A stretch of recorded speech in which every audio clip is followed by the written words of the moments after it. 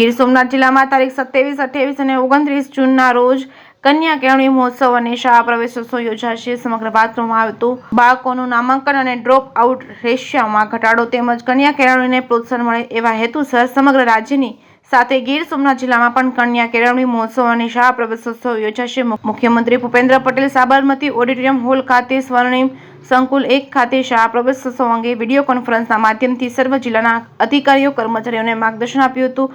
જિલ્લાની તમામ સરકારી બાલવાટિકા, આંગણવાડી, પ્રાથમિક અને માધ્યમિક શાળાઓમાં તારીખ આગામી 27, 28 અને 29 જૂનના રોજ કન્યા કેળવણી મહોત્સવ અને શાળા પ્રવેશોત્સવ યોજાશે। જિલ્લા સેવા સદન ઇણાજ ખાતે શાળા પ્રવેશોત્સવના સુચારુ આયોજન માટે કલેક્ટર દિગ્વિજયસિંહ જાડેજાના અધ્યક્ષસ્થાને યોજાયેલ બેઠકમાં કલેક્ટરે કાર્યક્રમના રૂટ અને અધિકારીઓ, પદાધિકારીઓ સહિતના મહાનુભાવોને શાળાઓને ફાળવણી બાબતે કરવાની થતી વ્યવસ્થાઓ અને આયોજન અંગે વિગતો મેળવી વ્યવસ્થા માટે માર્ગદર્શન આપ્યું હતું। જેકેએસ ન્યૂઝ ગુજરાતી સાથે મહેશ વાજા, સોમનાથ।